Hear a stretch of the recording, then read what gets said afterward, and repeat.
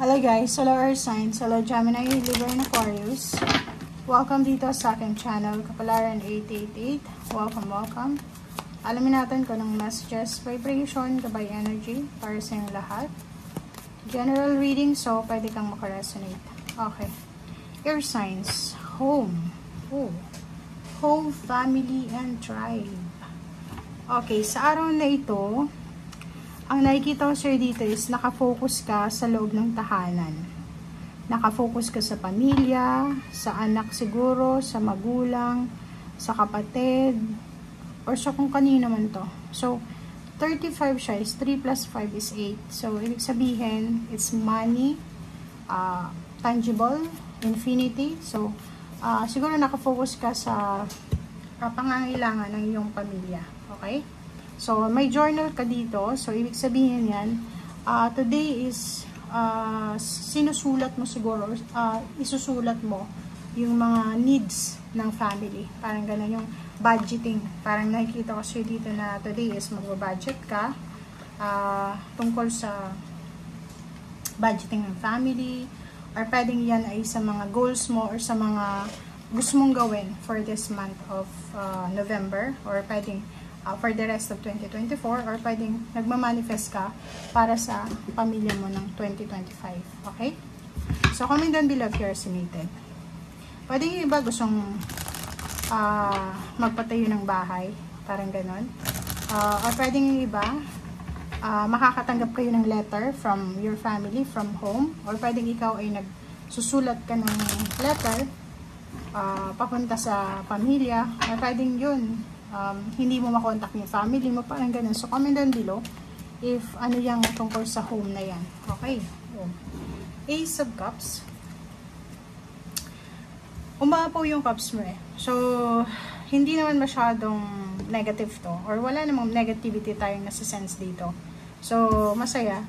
Masaya ka, umaapaw yung cups mo. Contented, parang ganun. So, kung ano man to na nangyayari sa'yo ngayon, wala ka namang dapat parang tawag dito, hindi ka dapat nag-aalala, wala namang dapat ipag-alala dito. Okay? Okay. Diba? So, ang daming good news, maraming balita, maraming chismis din, maraming ideas, information na parang kailangan mong isulat para hindi masyadong magulo yung isip, parang ganito. So, comment down below. Ano ba yung kailangan mong isulat? Ano ba yung kailangan mong parang sa cellphone lang, nilalagay mo sa reminders. Parang gusto mong i-remind yung sarili mo na ito yung activities na kailangan kong gawin, ito yung ganito. Okay? Okay. So, nakikita ko siya dito na may paparating na pera. So, financial help or financial beginning siya. Kasi ang daming good news dito eh. So, it's either travel, relocation, new work, new career, parang ganun. So, pwedeng yung iba sa inyo dyan, may mag-offer sa inyo ng bagong source ng income.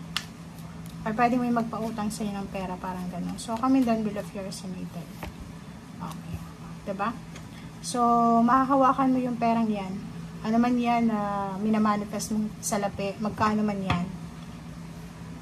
Sinasabi ng bara sa'yo dito na mahahawakan mo yan. Okay? It's either uutang ka sa isang lending companies, pwedeng yung iba sa bangko, pwedeng sa isang milyonaryo, or sino man ito na may hawak na malaking halagang pera. So, nakikita natin dito na posibleng makatanggap ka ng pera from someone na financially stable siya, na pwedeng nakatira siya sa malayong lugar, or kailangan mag-travel para kunin yung pera yan.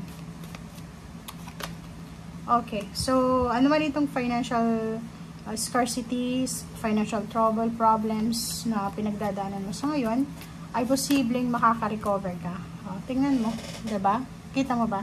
Yung financial problems mo, physical health problems, ay posibleng maayos na kasi mababalanse na eh, diba? So, if kailangan mo ng salapi or pwedeng kailangan mo ng panggastos or yun, income, additional, mga sidelines, posibleng may parating.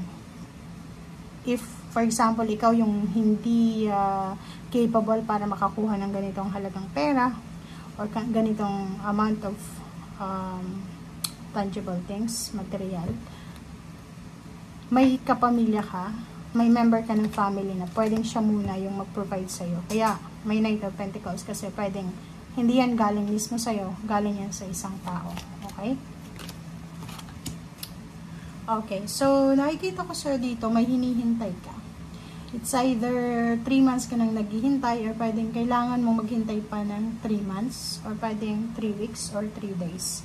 So, ano ba yan? Paki-comment ka sa comment section kung ano yung hinihintay mo. It's either mga documents, government documents, pwedeng NBI, certificate, birth certificate, marriage contract, NSO, PSA, parang ganun. So, nakikita ko siya dito, naghihintay ka. Okay. So, yun. Marami ding magbabalik sa'yo. So, nakikita natin yung celebration dahil may mga magbabalik. It's either may mga pamilyang magbabalik bayan, may kapamilya kang uuwi galing sa malayang lugar, may kapamilya kang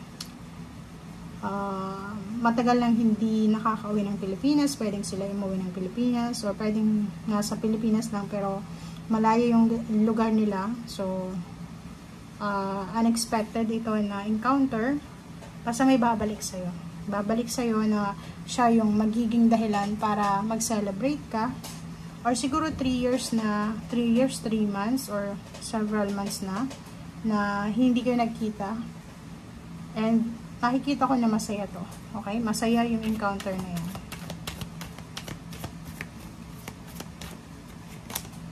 Okay. Ingat ka lang kasi may mga tao sa paligid mo na siguro masyadong sensitive sila. Siguro marami silang pinagdadaanan. So, pwedeng mabilis silang magalit, mabilis silang magsimula ng away, gulo, or ganito-ganyan. So, ito yung kailangan mo lang na iwasan. Okay?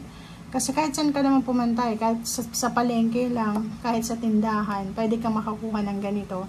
Lalo na, halimbawa, yung tindera, mainitin yung ulo niya, tapos bumili ka, pwede mong makaaway to. So, ingat-ingat ka kasi makakatagpo ka ng hindi mo sinasadya na tao na parang sensitive siya.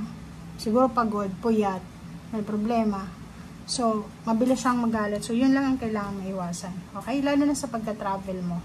Thank you guys and see you again. Bye!